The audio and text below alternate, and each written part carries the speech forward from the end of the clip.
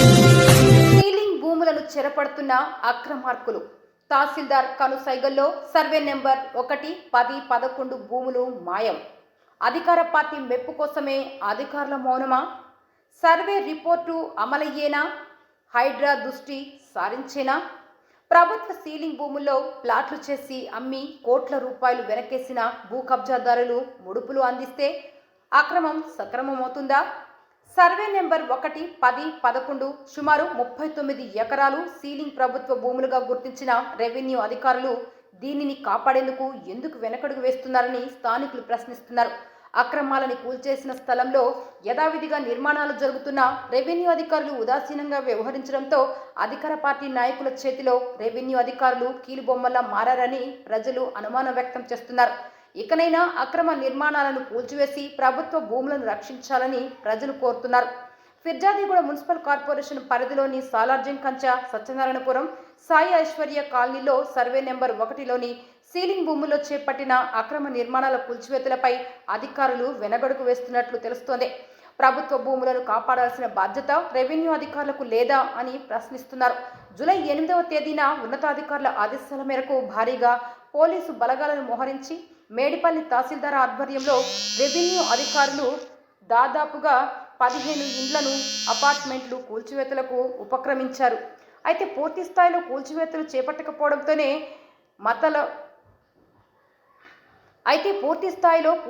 చేపట్టకపోవడంతోనే మతలబు ఉందని స్పష్టంగా అర్థమైంది. ప్రభుత్వ భూమిలో అక్రమ నిర్మాణాలు చేపట్టారంటూ తేల్చిన అధికారులు ఆ భూములను పూర్తిగా తమ స్వాధీనంలోకి ఎందుకు తీసుకోవడం లేదని విమర్శలకు తావిస్తోంది. ప్రభుత్వ భూములుగా గుర్తించిన రెవెన్యూ అధికారులు దీన్ని కాపాడేందుకు ఎందుకు వెనకడుగు వేస్తున్నారని స్థానికులు ప్రశ్నిస్తున్నారు. రాజకీయ నాయకుల ఒత్తిడికి తలొగ్గి మళ్లీ బాధితులకి అప్పగిస్తారా అని అనుమానాలు వ్యక్తం చేస్తున్నారు. ఒకవేళ అదే జరిగితే ఇక ప్రభుత్వ భూములను కాపాడడంలో అధికారులు రాజకీయ ఒత్తిళ్లకు తలొగ్గినట్లేనని స్పష్టం చేస్తున్నారు. నెలలు గడుస్తున్నా ఈ భూములను స్వాధీనం చేసుకోవడంలో ముందడుగు వేయడంలో సుముఖత చూపడం లేదనే వాదనలు వినిపిస్తున్నాయి. ఆ భూములను తమకు అప్పగించాలనే అధికార పార్టీకి చెందిన నాయకులతో చర్చలు జరుపుతున్నట్లు తెలుస్తోంది. ఒకవేళ అదే జరిగితే అధికారులు ఈ నిర్మాణాలను ఎందుకు కూల్చివేశారనే ప్రశ్నలు లేవనెత్తుతున్నారు. ప్రభుత్వ భూములను కాపాడేందుకు ముఖ్యమంత్రి రేవంత్ రెడ్డి హైడ్రాను ఏర్పాటు చేశారని, మరి ఈ ప్రభుత్వం భూములను కాపాడే యత్నంలో అధికారులు ఎందుకు వెనకడుగు వేస్తున్నట్లో తెలియడం లేదని వాపోతున్నారు. ఈ సీలింగ్ భూములను కాపాడేందుకు ఉన్నతాధికారులు చర్యలు తీసుకోవాలని కోరుతున్నారు. అధికారులు అత్యుత్సాహం అధికార పార్టీ మెప్పు కోసమా?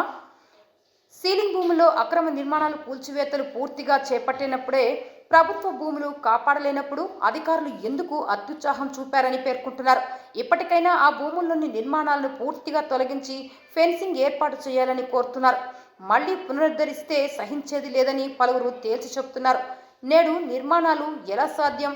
నాడు పోలీసు యంత్రాంగాన్ని ఉపయోగించి భారీ బందోబస్తు మధ్య సర్వే నెంబర్ 1లో మేడిపల్లి తహసీల్దార్లు నిర్మాణాలను కూల్చివేతలను చేయగా నేడు ఆ నిర్మాణాలు చకచకా సాగుతుంటే అటువైపు కన్నెత్తి చూడకపోవడం వెనుక భారీగానే ముడుపులు ముట్టాయని గుసగుసలు వినిపిస్తున్నాయి. నాడు కూలిన నిర్మాణాలు మళ్లీ ఎలా సాధ్యమవుతున్నాయో అధికారులే సమాధానం చెప్పాలి. నగరంలో అత్యంత ఖరీదైన భూములను రక్షించుకొని భవన నగర అవసరాల కోసం వినియోగించుకోవాల్సిన అధికారులు బాధ్యతారాహిత్యం కారణంగా కోట్ల రూపాయల విలువ చేసే భూములు రోజురోజుకు కనుమరుగైపోతుంటే చర్యలు తీసుకోవాల్సిన సంబంధిత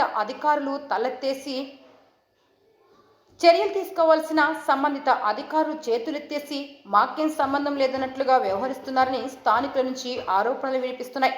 అక్రమార్కులపై చర్యలు తీసుకోవాలని ముడి మార్టిన్ ఎంసీసీఐ మండల కార్యదర్శి, ఫిర్జాదిగూడ మున్సిపల్ కార్పొరేషన్ సాలార్జంకంచ సీలింగ్ భూముల స్థలాన్ని ఆక్రమించి నిర్మాణాలు చేపట్టిన వారిపై చట్టపరమైన చర్యలు తీసుకోవాలని కోరుతున్నారు.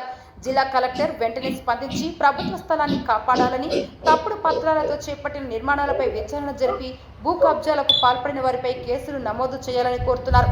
ఉన్నతాధికారులకు నివేదిక ఇచ్చామని ఏఎంఏ హసీనా, తహసీల్దార్ మేడిపల్లి చెప్పారు. సాలార్జంకంచ సీలింగ్ భూముల స్థలాన్ని ఆక్రమించి నిర్మాణాలు చేశారని, వాటిపై చర్యలు తీసుకోవాలని ఉన్నతాధికారులకు నివేదిక ఇచ్చారు. మనం అక్రమ కట్టడాలు కావు. గతంలో ఆ 7 బిల్డింగులు ఎంఆర్ఓ మేడం దగ్గర ఉలగొట్టింది. ఆ సీలింగ్ పట్టా అని ఉలగొట్టడం జరిగింది. సీలింగ్ పట్టా అని 10, 11 ఒకటో నంబర్ సర్వే నంబర్ వస్తుంది. ఆ సర్వే నంబర్లో గతంలో 100 మంది పోలీసు వాళ్ళు, మిలిటరీ దాదాపు 100 మంది మీడియా మిత్రులు దగ్గరుండి ఎంఆర్ఓ మేడము, ఆర్ఏ గారు అందరు ఉండి కూరడం జరిగింది. ఇప్పుడు అదే పని మళ్ళీ వర్క్ నడుస్తుంది. ఎందుకు నడుస్తుంది అని మనం ఎంఆర్ఓ ఆఫీస్కి వస్తే మేడం ఏమంటుంది అంటే, దానిపైన చర్యలు తీసుకుంటున్నాము, మేము దాని మీద కోర్టు మీద చేస్తున్నాము, మేము కలెక్టర్ని అడుగుతాము, సమాధానం చెప్పు మేడం అని నేను 4వసారి అసలు ఇక్కడికి. అందరు రిపోర్టర్లకు సమాధానం చెప్తారు, మేము కేకే వచ్చే వరకు సమాధానం ఉండదు.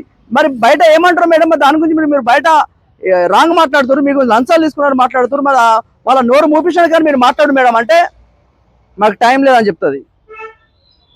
మరి ఎట్లా వర్క్ నడుస్తుంది? అప్పుడు రాంగ్ ఎట్లా, ఇప్పుడు రైట్ ఎట్లా అవుతుంది? నేను క్వశ్చన్ ఒకటే వేస్తున్నప్పుడు దాదాపు ఒక 10 వీడియోలు చేసిన. ఆ ఏరియాలో 3వ డివిజన్లో ఎందుకు గొల్లగొట్టిరు, దేనికోసం గొల్లగొట్టిరు, అప్పుడు సీలింగ్ పట్ట అన్నప్పుడు మరి కంచేసి పెట్టాలి కదా.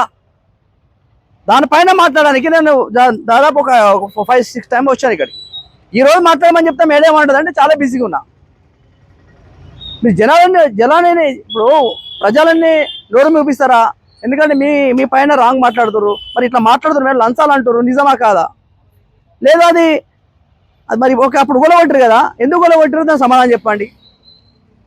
కోర్టు స్టే అంటారు, కోర్టు స్టే అయింది అసలు అర్థం కాదు. అప్పుడు 100 మంది పోలీసులు దగ్గర గొలగొట్టారు, ఇప్పుడు కడుతురు అంటే మీరు ఏమంటారు? నేను కోర్టు పోవాలి, కోర్టు నుండి ఆర్డర్ వస్తుంది, కలెక్టర్ అంటారు. ఎందుకు ఇవ్వండి మేడం? నాకు అర్థం కాదు. ఇది పరిస్థితి.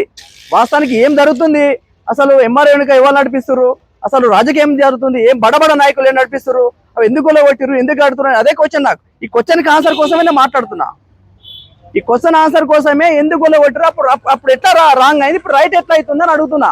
రోజు పేపర్లు వస్తుంది, ఏ రిపోర్టర్కి సమాధానం చెప్పారు, వేసుకొని అట, సమాధానం లేకుండా వేసుకొని వాళ్ళు ఏం తెలదట, రిపోర్టర్లు కూడా ఏం తెలకుండా వేస్తున్నారట మేడం చెప్తుంది. ఇదే పరిస్థితి. ఎంఆర్ఓ ఆఫీస్కి వచ్చినాము, ఇది కదా, ఆ బోర్డు పెట్టదంతా. ఇటు ఆర్ఐకి ఫోన్ చేసి ఆర్ఐ లిఫ్ట్ చేయడు, అక్రమ కట్టడాలు ఫుల్లు, ఫార్ కబ్జాలు, గవర్నమెంట్ భూముల కట్టుడు. ఇది పరిస్థితి. దేనికైనా అడిగినప్పుడు సమాధానం చెప్పాలి. ఒక జర్నలిస్ట్ వచ్చినప్పుడు జర్నలిస్ట్కు సమాధానం చెప్పాలి, ఓ 10 మంది వచ్చినప్పుడు సమాధానం చెప్పాలి. మాకు పని ఉందని పోవడం కరెక్ట్ కాదు. ఇది చూద్దాం, నెక్స్ట్ ఎపిసోడ్ ఏం జరుగుతుందో చూద్దాం. 10 లైక్స్ చేయండి. Thank you.